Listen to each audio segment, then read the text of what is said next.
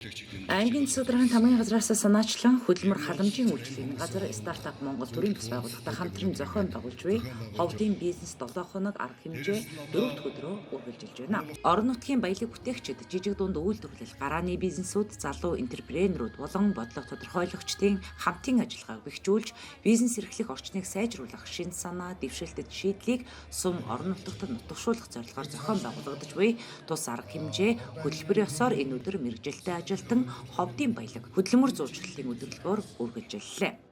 За өнөөдөр ингээд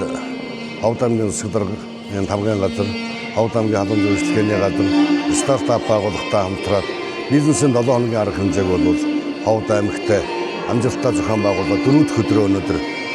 Ховд их сургуулийн одоо энэ зааланд ингээд үргэлжлээд явж байна. Тэгэхээр өнөөдөр энэ зааланд бол 44 аж ахуй нэгжийн одоо 300 гаруй ажлын байр зарлагдаад энэ өдрийн байдлаар бол яг одоогийн байдлаар 14 хүн бол одоо ажилд орох анкет өгөөд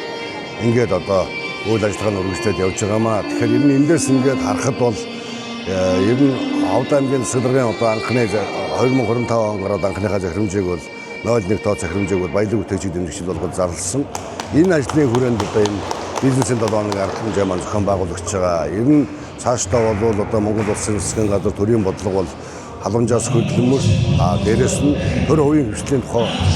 төлөвшлийн тухай хууль баталсантай холбоотойгоор бол хувийн хвшлээ маш сайн дэмжиж, баялаг бүтээгчдэд дэмжиж, импортыг орлого бүтээгдэхүүн үйлдвэрлэлийг нэмэн өртөг шингэсэн бүтээгдэхүүн үйлдвэрлэлийг тэр аж ахуйн хэмжээлөө төлөхөд дэмжиж гэсэн ийм бодлогыг бол орон нутгийн одоо хөрсөн дээр болох зорилгоор одоо олон арга хэмжээг зохион байгуулж байгаа. Нэг нь бол энэ одоо бизнесийн 7 хоногийн арга хэмжээ бол Ховд аймагт нэлээд одоо бас ач холбогдолтой ийм томоохон арга хэмжээ болж байгаа гэж ойлгож байна. Ховд их сургуулийн спорт зааланд зохион байгуулагдаж байгаа тус өдөрлөг арга хэмжээний хүрээнд Ховд аймгийн хэмжээнд үйл ажиллагаа явуулж буй 44 ажил олгогчийн 374 ажлын байр зарлагдаж, аж ахуйн нэгж компаниуд өөрсдийн танилцуулга мэдээллийг иргэдэд өгч ажлын байранд зуучлан бүртгэх үйл ажиллагааг явууллаа.